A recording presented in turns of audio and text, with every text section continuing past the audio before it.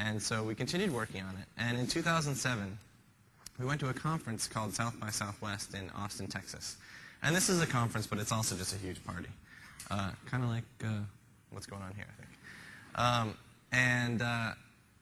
There were enough people by that time using Twitter, mostly kind of early adopter, geeky type folks, and those are the type of folks that go to the first part of this conference anyway, which is the interactive part. And there were enough people on the service that we started to notice some pretty interesting things. For example, during the conference, we would see entire groups of people moving from one venue, all getting up and leaving and going to another venue. And people at the conference said, we've never seen this before, what's going on? And it's because they were all twittering that this one's boring, and we hear that the other one's better. And they were just moving. And it was amazing to see. And then that night, one experience that I heard a friend tell me about was that he was at a pub, and the pub was really loud, it was crowded, and he really wanted to have more conversations with his friends.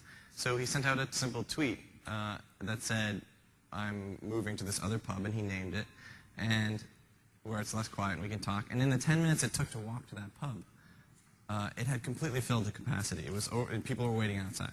And so his plan totally backfired. It was a bad idea. But what happened was our eyes were really open to the fact that now what we had created was this new form of group communication where people can move together as one. And the analogy comes to mind of a flock of birds moving around an object in flight. It looks so choreographed, it looks so beautiful, it looks so practiced, but it's really just rudimentary communication among individuals in real time that allows them to perform this procedure.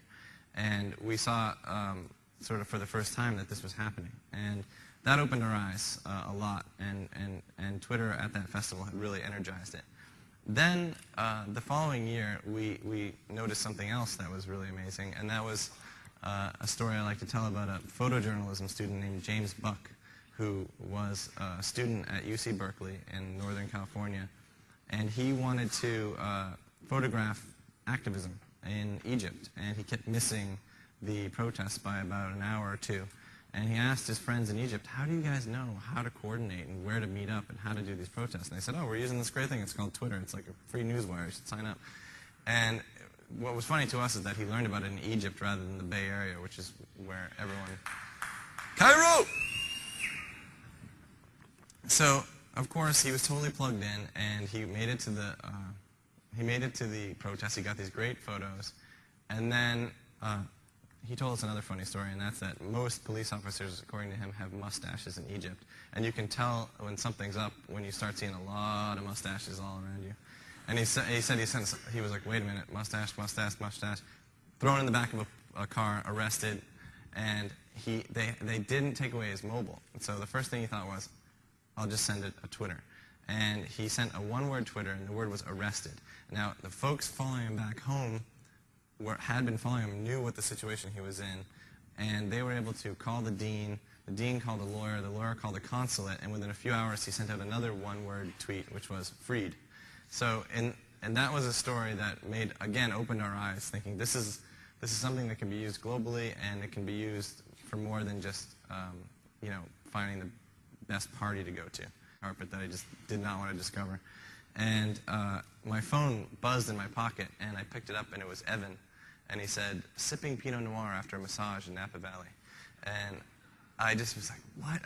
I kind of laughed, and I couldn't believe that I knew that he was doing that at this time when I was having this horrible time.